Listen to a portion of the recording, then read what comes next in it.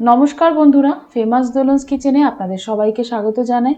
চলে এসেছি আমি আজকে আবারও আপনাদের কাছে একটা নতুন রেসিপি নিয়ে। খুব সহজেই যাতে বাড়িতে অনুষ্ঠান বাড়ির মতো ফ্রাইড রাইস তৈরি করতে পারেন এবং ঝরঝরে হবে।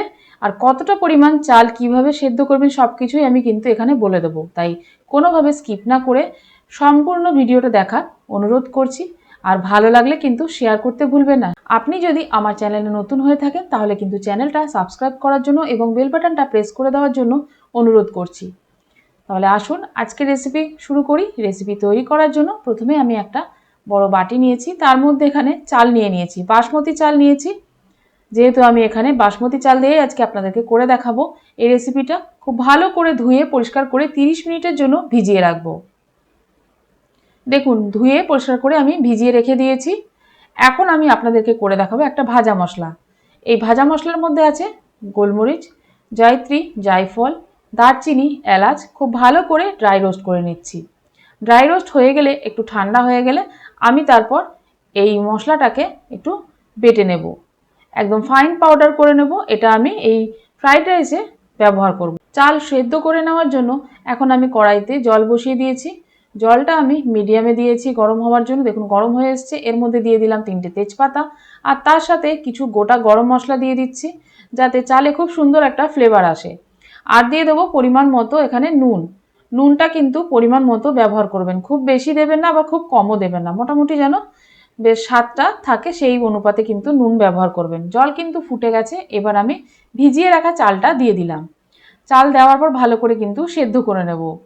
বেশ 70 থেকে 80% পর্যন্ত ফুটবে, ততক্ষণ আমি চালটা সেদ্ধ করব। তার কারণ চালটা কিন্তু যখনই আপনি স্ট্রেনারে ছাঁকবেন তখন কিন্তু ওই কুকিং প্রসেসটা চলতে থাকে, তাই এর থেকে বেশি কিন্তু আপনারা চাল সেদ্ধ করবেন না, তাহলে কিন্তু চাল বা ভাত খুব একটা ঝরঝরে হবে না। দেখুন আমার কিন্তু চাল অনেকটাই সেদ্ধ হয়ে গেছে। এইবার আমি একটা স্ট্রেনারে ছেঁকে নেব। এখন গ্যাসের ফ্লেমটা অফ করে দিলাম। এখন কিন্তু আমি একটা ঝাঁঝরি থালা বা একটা স্ট্রেনার, তার মধ্যে কিন্তু এই চালটা আমি ঝরিয়ে নেব। এখন ওই একই কড়াইয়ের মধ্যে দিয়ে দিলাম পরিমাণ মতো ঘি। আপনারা চাইলে কিন্তু ঘিয়ের পরিবর্তে সাদা তেলেও করতে পারেন, তবে ঘিয়ে খুব সুন্দর একটা ফ্লেভার আসবে, তার জন্য আমি এখানে ঘি ব্যবহার করলাম, তাই এখানে কোনো রকম সাদা তেল দিলাম না। এখন কিন্তু একদম ঘিটা আমার খুব সুন্দরভাবে গরম হয়ে গেছে। দিয়ে দিলাম হাফ চামচ মতো আদা বাটা। এটা দিলে খুব সুন্দর একটা সেন্ট হয়, তার জন্য দিয়ে দিলাম, যাতে একদম পারফেক্ট ফ্লেভারটা এসে যায় বিয়েবাড়ির মতো। দিয়ে দিলাম কেটে রাখা বিনস। বিনসগুলো কিন্তু ভালো করে ভেজে নিতে হবে। ভালো করে ভেজে নিয়ে এরপর আমি দিয়ে দেবো কুচনো গাজরগুলো। গাজরগুলো দেওয়ার পর আবারও বেশ কিছুক্ষণ কিন্তু ভাজতে হবে, তবে খুব বেশি ভাজবেন না আবার খুব কমও ভাজবেন না, তাহলে কিন্তু এই ফ্রাইড রাইসটা ভালো লাগবে না। আমার চ্যানেলে কিন্তু অলরেডি আরও অনেক রকমের রাইসের রেসিপি আছে, আপনারা চাইলে দেখে নিতে পারেন। আমি ডেসক্রিপশন বক্সে সেই লিঙ্কগুলো দিয়ে দেবো, অথবা আই বাটনেও দেওয়া থাকবে, সেখান থেকেও আপনারা দেখে নিতে পারেন।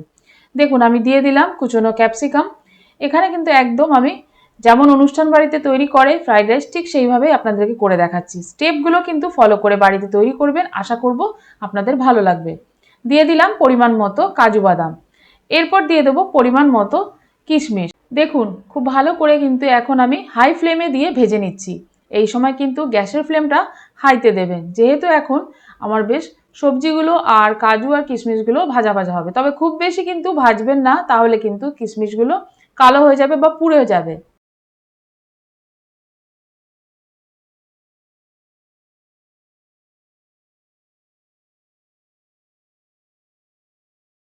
এখন আমি গ্যাসের ফ্লেমটা দিলাম বন্ধ করে, তার কারণ এর মধ্যে আমি দিয়ে দিলাম চিনি। গ্যাসের ফ্লেম অফ করাতে এই যে কুকিং প্রসেসটা একটু হলেও বন্ধ থাকবে, না হলে অতিরিক্ত ভাজা ভাজা হয়ে যাবে, ভালো লাগবে না। চিনিটা দেওয়ার পর মিশিয়ে নিয়ে এইবার দিয়ে দিলাম ঝরিয়ে রাখা চালটা বা ভাতটা। চাল বা ভাত যেটাই আপনারা বলেন সেটা দেওয়ার পর তার উপর দিয়ে আরও কিছুটা আমি চিনি দিলাম। দিয়ে দিলাম যে ড্রাই রোস্ট করে রেখেছিলাম মশলাটা, সেই মশলাটা।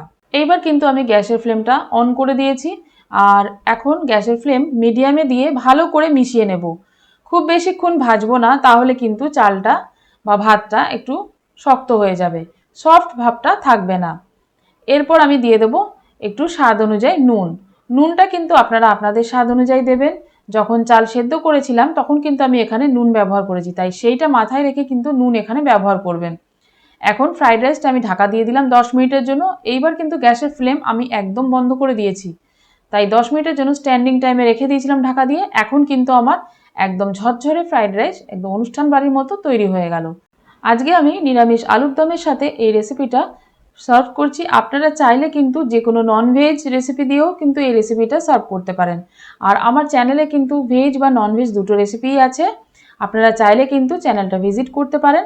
আর আজকের রেসিপি যদি আপনারা ফেসবুক পেজ থেকে দেখে থাকেন তাহলে কিন্তু পেজটা লাইক ও ফলো করে নেবেন। আর লাইক ও সাবস্ক্রাইব করার জন্য অনুরোধ রইল আমার ইউটিউব বন্ধুদেরকে বলছি। আর সঙ্গে থাকা বেল বাটনটা প্রেস করে দেবেন, তাহলে যখনই আমি নতুন কোনো রেসিপি আপলোড করব সবার প্রথম আপনার কাছে নোটিফিকেশান চলে যাবে। আবারও আমি চলে আসব আপনাদের জন্য, যাতে করে আপনারা নতুন নতুন রেসিপি আমার তরফ থেকে পেতে পারেন। আজকের মতো এই পর্যন্তই, ধন্যবাদ।